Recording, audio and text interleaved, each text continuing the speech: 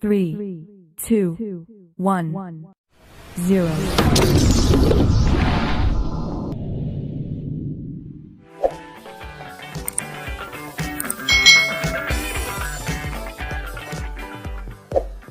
Kita sudah ada di pembelajaran tematik kelas 2, tema 1, subtema 4, pembelajaran yang pertama. Jadi di subtema 4 ini kita belajar tentang hidup rukun di masyarakat. Penasaran apa saja isi pembelajaran kita hari ini? Langsung saja kita ke materinya.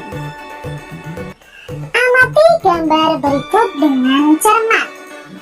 Ceritakan perbedaan kedua gambar ini kepada temanmu. Gambar manakah yang menunjukkan sikap rukun di masyarakat?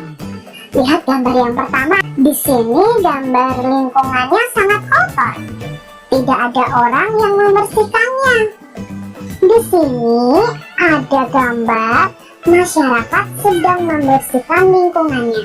Jadi mana nih yang menunjukkan sikap rukun di masyarakat? Gambar yang pertama atau gambar yang kedua?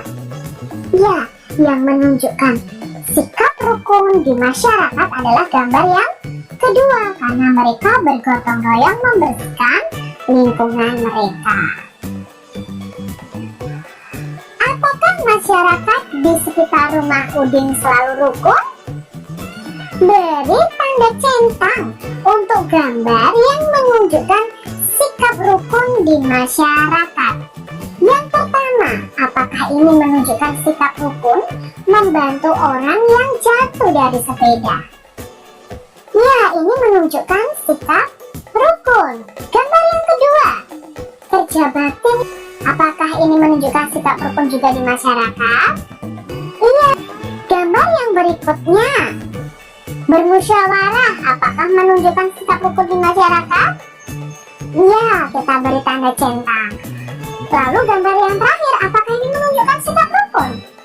Tidak ya, di sini menunjukkan sikap lingkungan ya, gambar lingkungan yang kotor. Berarti di sini tidak ada kerukunan di antara masyarakat yang ada, sehingga mereka tidak mau membersihkan lingkungan mereka yang kotor. Perhatikan gambar ini. Ada Udin, ada teman Udin juga. Ini cerita tentang apa ya, Dah? Yuk kita simak ceritanya. Membuang sampah di tempat sampah. Udin selalu menjaga kebersihan. Sampah-sampah yang berserakan dibuang di tempat sampah. Sebaliknya, Badu tidak menjaga kebersihan rumah. Badu membuang sampah ke dalam got. Buang saja sampahmu ke dalam got dekat rumah, ajak Badu kepada Udin. Tidak mau ah, nanti air got menjadi tergenang dan bau, jawab Udin. Badu menyadari bahwa perbuatannya tidak baik. Ia meminta maaf kepada Udin. Badu juga berterima kasih kepada Udin karena sudah mengingatkannya agar tidak membuang sampah sembarangan. Nah, dari kedua anak ini, kira-kira kalian suka yang mana? Suka sikap Udin atau suka sikapnya si Badu nih? Pasti suka Udin karena dia menjaga kebersihan. Beda dengan Badu. Badu tidak suka menjaga kebersihan. Kalau kita membuang sampah di dalam got, bisa jadi got kita akan mampet, akan tergenang nantinya, jadi bau. Bisa juga kalau banjir nanti menggenangi rumah kita. Saat hujan turun lebat karena gotnya atau selokannya mampet, akhirnya apa? Bisa tergenang dan terjadi banjir. Dalam percakapan tadi, Udin menolak ajakan Badu untuk membuang sampah di got. Nah, kalimat yang Udin ucapkan adalah kalimat penolakan. Apa ya kalimat penolakan itu? adalah kalimat yang diucapkan untuk menolak sesuatu. Biasanya kalimat penolakan menggunakan kata tidak dan maaf. Ya, tadi tidak mau seperti itu ya tadi yang diucapkan Udin. Jadi kalau kalian menolak sesuatu bisa dengan kata tidak. Kalimat penolakan harus diucapkan dengan sopan. Jika menulis kalimat penolakan diakhiri dengan tanda titik. Contoh nih, maaf, saya tidak mau merobek buku ini. Maaf, aku tidak bisa melihat badut karena akan pergi ke rumah kakek. Nah, ini adalah contoh-contoh dari kalimat penolakan. Nah, sekarang coba buatlah kalimat penolakan jika kamu yang pertama diajak untuk menyontek. Ayo, kalimat penolakannya bagaimana? Mungkin bisa seperti ini. Aku tidak mau mencontek karena itu perbuatan yang tidak baik. Boleh seperti itu. Terus kalimat penolakan jika kamu diajak bermain saat kamu akan pergi. Ya, kamu bisa menolak, maaf aku tidak bisa ikut bermain karena aku akan pergi ke rumah nenek. Boleh seperti itu contohnya. Diajak mengambil barang temanmu, bagaimana menolaknya? Tidak mau mengambil barang milik orang lain itu kan perbuatan yang tidak baik. Itu namanya mencuri. Boleh seperti itu. Amati gambar di bawah ini. Urutkan gambar di bawah ini sehingga menjadi sebuah cerita. Nah, yuk kita urutkan. Mana dulu gambar yang pertama nih? Dari gambar ini, ketiga gambar ini. Ya, gambar yang pertama adalah yang ini. Tidak apa-apa, Din. Ayo buang sampah di got agar lebih dekat dan mudah. Nah, itu kata si Badu tadi ya, berdasarkan cerita tadi. Lalu, yang kedua yang mana urutannya? Ya, yang kedua yang ini. Si Udin menjawab, aku tidak mau Badu. Kita harus menjaga kebersihan lingkungan. Lalu si Badu mengucapkan terima kasih Udin, kamu sudah mengingatkan aku. Ini kalau diurutkan gambarnya menjadi sebuah cerita. Rumah Udin bersih dan nyaman. Udin, Edo, dan Siti membuat prakarya di rumah Edo. Mereka membuat prakarya dengan bahan yang berbeda. Coba amati gambar di bawah ini.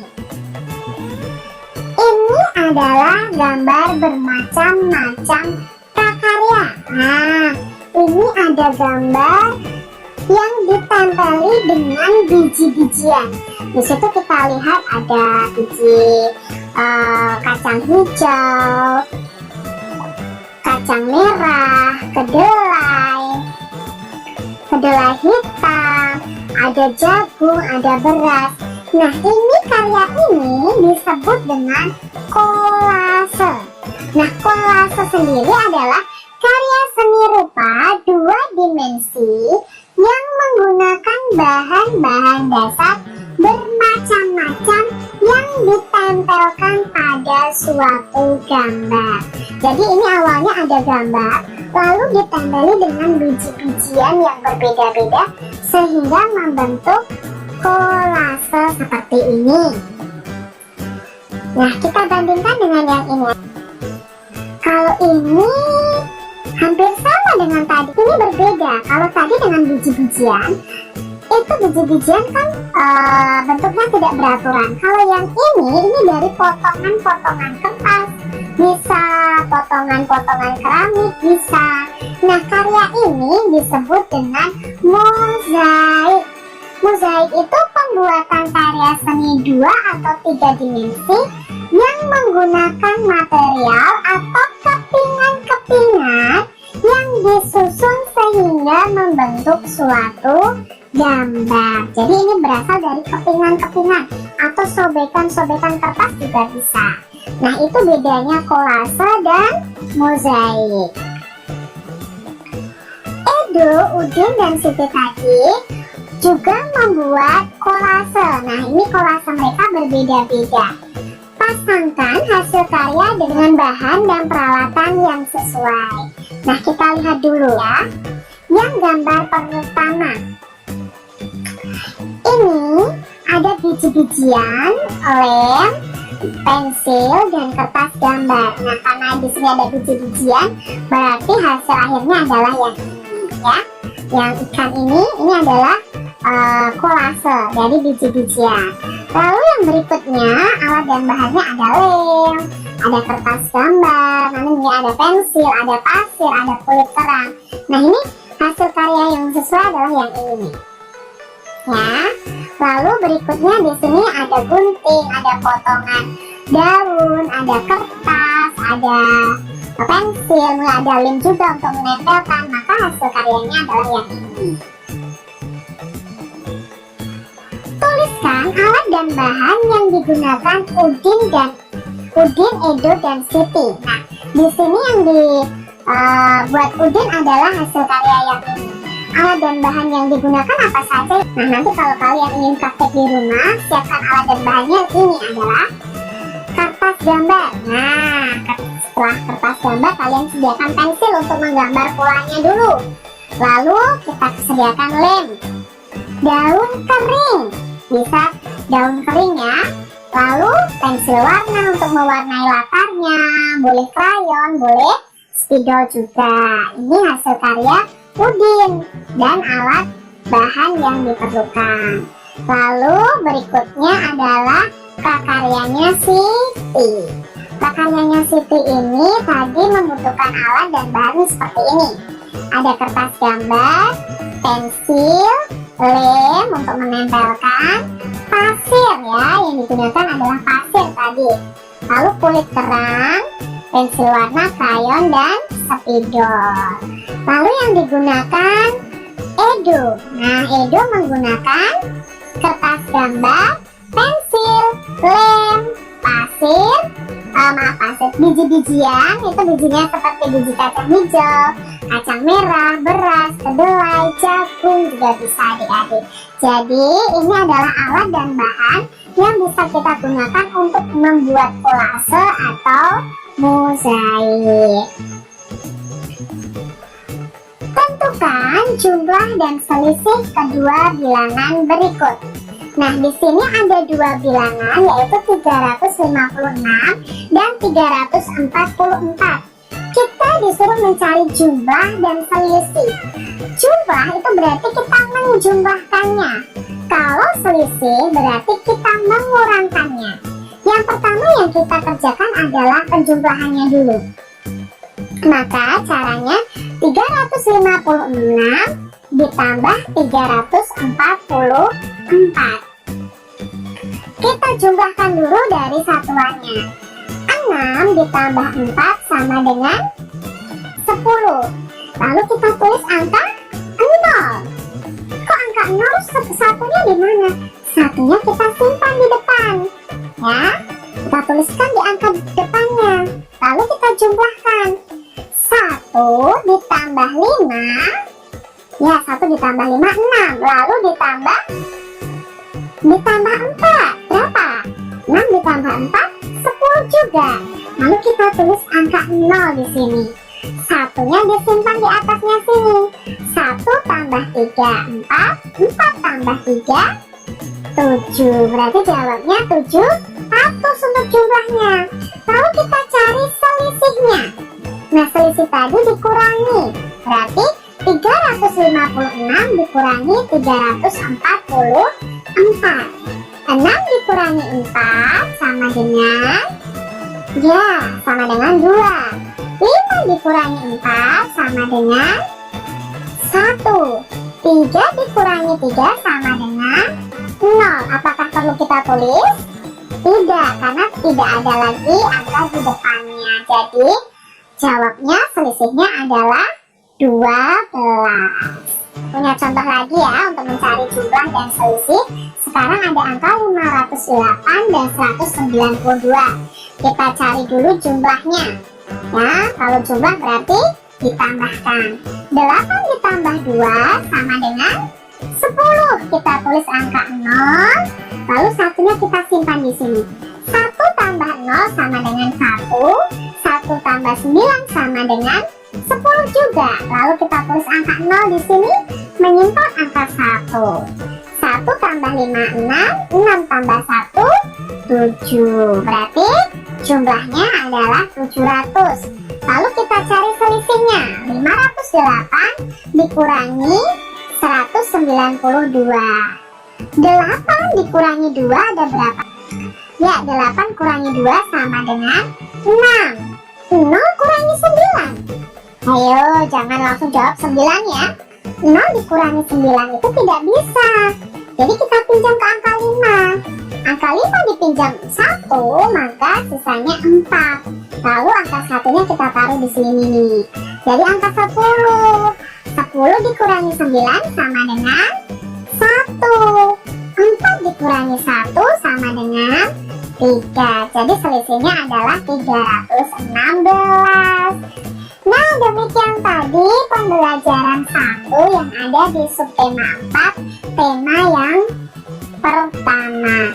Jadi kita sudah belajar banyak, harap kalian memahami apa yang kita sampaikan. Tetap semangat belajar dan jaga kesehatan kalian. Jangan lupa tekan tombol subscribe, lalu tekan loncengnya, tekan juga tombol like, lalu share ke media sosial kalian.